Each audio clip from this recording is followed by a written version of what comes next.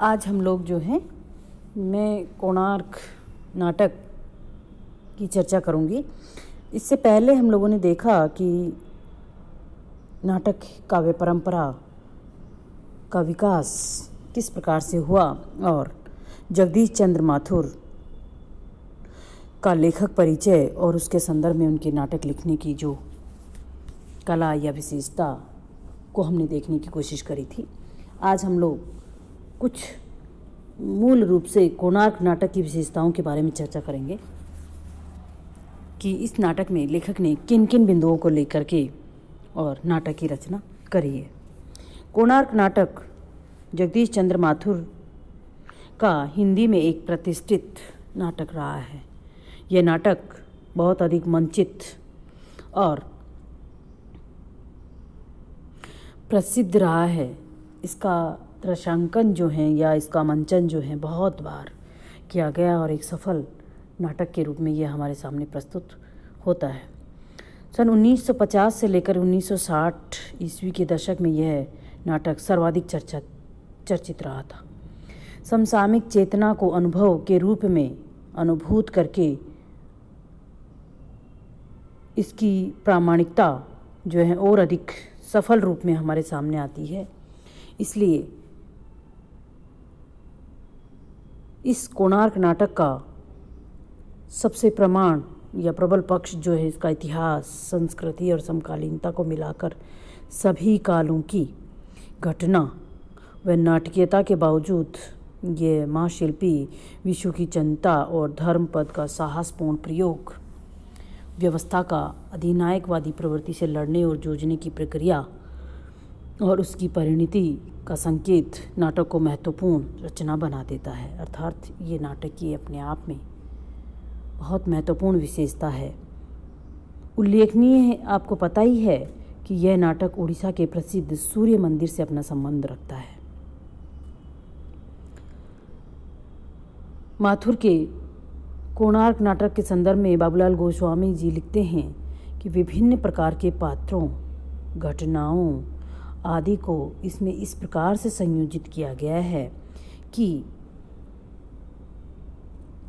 वे विशिष्ट नाटकीय स्थितियों में संश्लिष्ट हो उठते हैं। इसमें संघर्ष के कई आयाम उभरते हैं।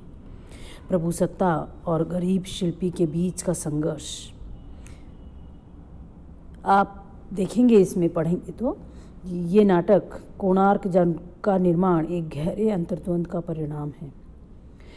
इसमें मनोवैज्ञानिक शब्दावली में यह इस प्रकार का उदात्तीकरण है कि शिल्पी विशु की रचना प्रक्रिया अनेक तरह से अंतर संघर्षों से प्रेरित है और एक विशेष बिंदु पर पहुंचकर तो परिवेश का संघर्ष अंतर संघर्ष से मिलकर इतना उद्वेलन हो उठता है कि रचयिता विशु अपनी रचना का विध्वंस स्वयं कर देता है या स्वयं करना चाहता है।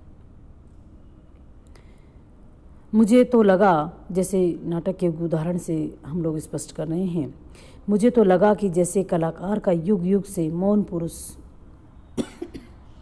जो सौंदर्य सर्जना के सम्मोहन में अपने को भूल जाता है, कोणार्क के खंडन के क्षण में फूट निकला हो। अर्थात महाशिल्पी विशु जिन अंतर्द्वंद्वों में इस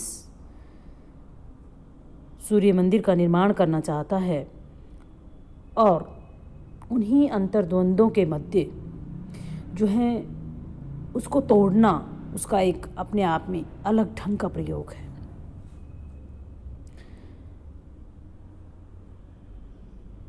इसीलिए कहते हैं कि कौन लेखक ऐसा होगा जिसकी कलम पर सामाजिक समस्याएं सवार न होती हों। अनजाने डंडे की चोट के साथ शुद्ध मन बहलाव भी ऐसी ही मरीचिका है जैसी शुद्ध कला।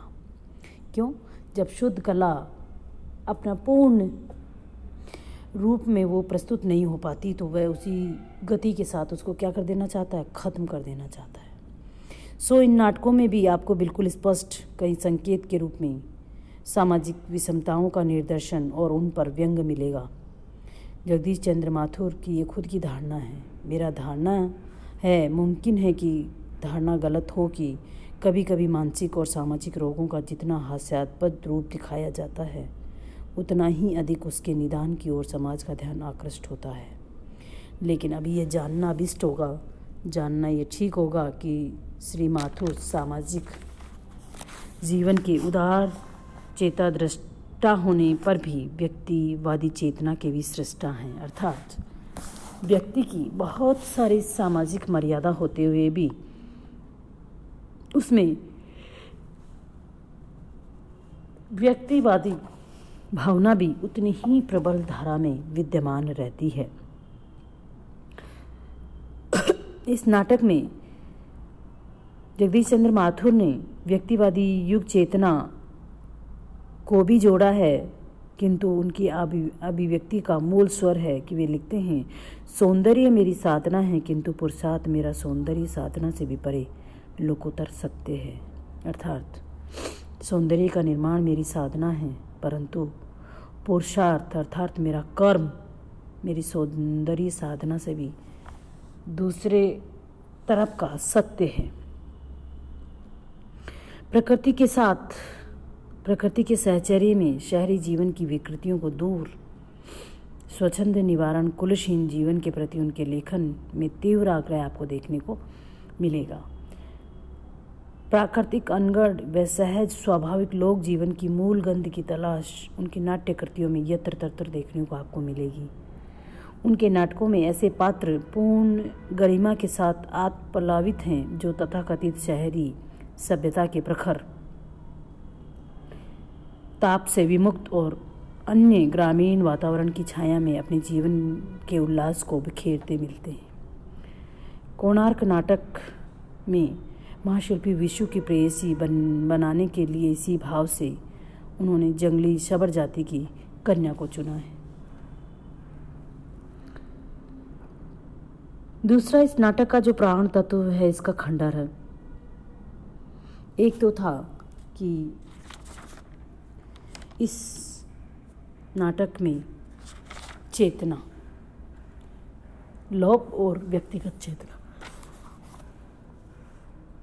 दूसरा है खंडर।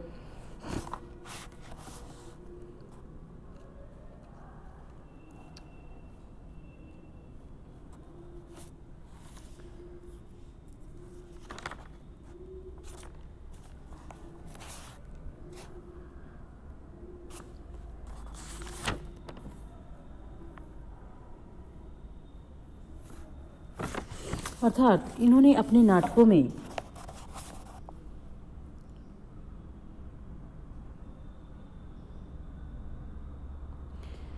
नए रंग की चेतना को जागृत करने में अपना महत्वपूर्ण योगदान दिया है। यद्यपि जगदीश चंद्र माथुर ने अधिक नाटकों की रचना नहीं करी है, फिर जितने भी लिखे हैं वे उन्हें नाट्य कृतियों में अपनी नाट्य चेतना व रंग प्रतिभा को प्रमाणित करते हैं।